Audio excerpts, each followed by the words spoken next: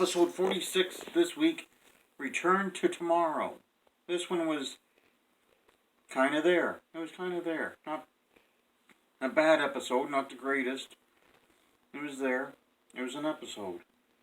Essentially, we joined the show almost already in progress or headed towards a planet because there's a distress signal, but they don't understand how they're receiving the distress signal.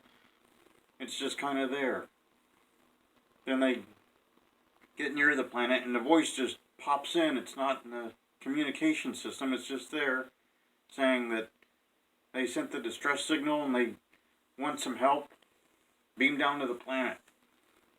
Oh, Spock obviously wants to go down there and see what's going on. Kirk's like, no, it's too dangerous. We can't risk both of us going down to a planet on an away mission. Are you insane? And Spock's probably thinking to himself, Spock was thinking, we've done that dozens of times already. We do it almost every episode. And then as Kirk is starting to go to the transporter room, the entire ship just loses power. And Kirk was like, well, I guess you're going, Spock. And they go to the transporter room where the astrophysiologist, Anne Muldaur, is there. She's a lieutenant commander. Seems to have been aboard ship for a decent amount of time. Kirk had no idea who she was. No clue. And he's like, who are you and why are you here? And she's like, I was given orders to be here. Kirk's like, by whom? She's like, I don't know. I just know I had orders. I have no recollection of who told me, where they came from, no record of it. And Kirk was like, well, okay, let's go. They beamed down. The security guards that went with them didn't make it there. They just didn't transport. Scotty was flabbergasted. When they get down there, there's a spear with the consciousness of an alien who transports from the spear into Kirk's body. Explains that there's 3 survivors of that world left. They need help to build androids so they can transfer their consciousness into androids. Kirk had never heard of such a thing, despite having at least 2 episodes where that very thing happened. Mud, for example, and What Little Girls Are Made Of. Both the same premise. This show copied a lot of the premises Star Trek had already used so far in the run and combined them a little bit. But McCoy thinks it's a horrible idea. Spock wasn't totally on board. Scotty thought it was crazy.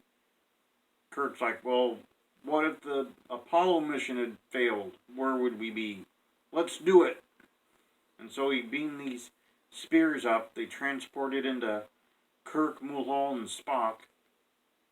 The alien that was in Spock's body decided he'd kill Kirk because he was in love with the alien that was in Muldaur's body. And then that would get him out of the way, and then he could just take over Spock and, I guess, marry Muldaur or something. Not totally fleshed out, but he prepared a poison.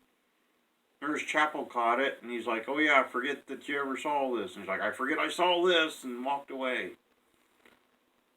So they keep poisoning Kirk's body, all the aliens in it, little by little. And then, when they realize what's going on, there's like a Three's Company-esque plot to trick the alien. Nurse Chapel gets involved. They keep switching the aliens to different hosts. The Spock alien takes over the bridge. They go to the bridge to stop him with a poison that'll kill 10 Vulcans apparently. And he's like, I know what you're going to do. I'm going to stop you. And then Nurse Chapel shoots him with the shot and he's like, oops, foiled again. And he passes out. And apparently just leaves the host and into nothingness because they had destroyed the spears at that point. Spock wasn't really dead. He was unconscious for a few minutes. He was fine. They're like, we tricked that alien. And the alien that originally was in Kirk's body is like, can we go into your bodies again so, like, me and the other alien can make out? And they were like, sure. And that happened. That was pretty much what happened in that episode. Some interesting notes. James Doohan was the voice of Sargon, the main alien that took over Kirk's body. So he was doing double duty in the episode, providing voice work. Mr. Sulu was back. He barely was in it, just barely, but he was back first time in like 10 episodes they had Mr. Sulu because he was finishing up the reshoots on the Green Berets. He was in that movie with John Wayne, took him away from Star Trek for months, but he was back in this one. Also, the first ever appearance in Star Trek for Diane Muldaur, who is Anne Mulhall. She will go on to have one more episode in the original Star Trek as a completely different character in season 3.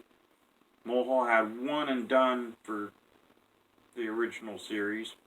And then Diane Muldaur will go on in the next generation and be Dr. Pulaski for the second season. So that was her initial run into Star Trek. She was in 25 to 30 episodes overall over the 2 series. But that's pretty much it.